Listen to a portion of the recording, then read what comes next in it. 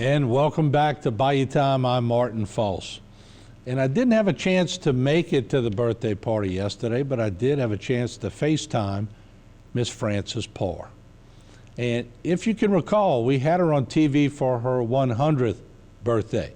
Well, yesterday, and the reason I couldn't make it, I was caught at the Irish-Italian parade, and of course they closed the streets. But in my FaceTime chat with Miss Parr, she was turning 104 years young. That's right, 104 years young. If you recall, I had Miss Parr on my one-on-one several years ago in 2018, and she always credited living a long life to being single, to walking everywhere she went. And yesterday, her family and friends gathered to pay their respect to a woman that has been so involved in a lot of their lives. And it was a happy occasion as Miss Frances Parr turned 104 years young. Let's listen in. Well, I always lived in Houma, and we did not have a car, so I walked wherever I went. And the doctors to this day say that's why I'm enjoying good health. I don't take any prescribed medicines. I started out at St. Francis Girls' School, the one that was torn down. And then I went, of course, to Terrebonne High.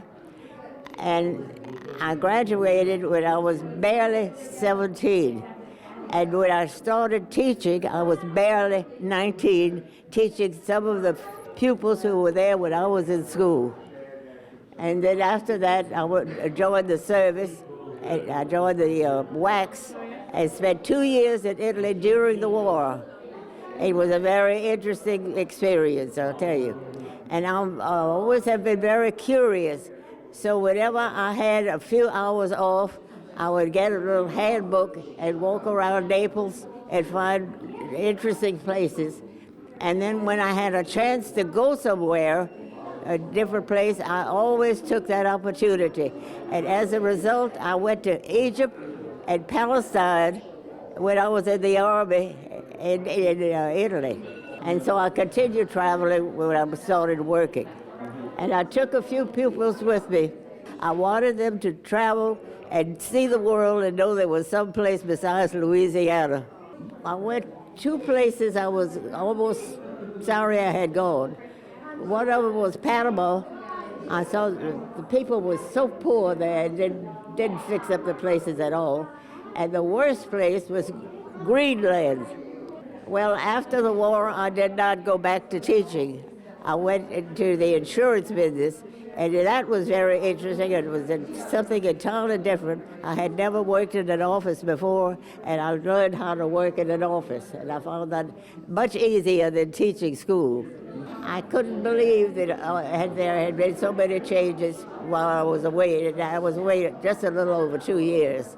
But really, there was we didn't have a loaf of bread for 10 cents anymore. We had to pay more than that for a loaf of bread. But I never did drive, and I never did want to drive, and I never wanted a car. It would not do any good because I lived and worked and went to school always within 3 blocks of where I lived. So I would have had to park the car at home anyway. Yeah. But I had very good friends and very good relatives who took me with them quite often when they wanted somebody to accompany them somewhere. I really appreciated all of that. One of the things I wanted to say in the previous interview was how people learned who died and when was the funeral. Years ago, when we didn't even have telephones, there was no funeral homes. The funeral was always the next day or maybe the same day. And they would give the printer the name of the person who died, when he died, and when the funeral would be. I moved 4 times due to Ida, and I don't know where anything is. But I'll live long enough to find a few things anyway. We were very fortunate to be able to get together for my Aunt Frances Parr's 104th birthday. I could only wish that I lasted that long. We always say it was because she never got married, never had children, and walked wherever she went. So hopefully the Parr genes will carry on. So if we could, let's just sing happy birthday to her. Are you ready? All right. We sing happy birthday to you. Happy birthday to you. Happy birthday, dear Minnie. Happy birthday to you.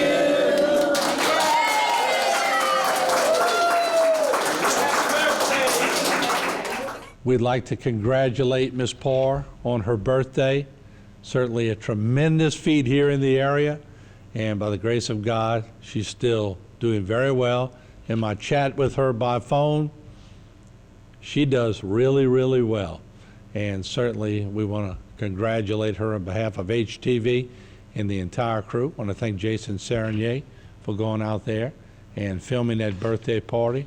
As you could tell, it was well attended, and she deserves it. She's been a tremendous asset to us here in the parish. Just something you need to know, she served in World War II as a member of the Women's Army Auxiliary Corps, or what they call the WACs. So she's also a teacher at heart. She was a teacher at a young age, and she worked in the insurance industry after returning home from World War II. And I tell you what, she just did a tremendous job with her life here in Terrebonne Parish, and we are so privileged and happy to have shown Ms. Parr's birthday party on HTV. We'll be right back.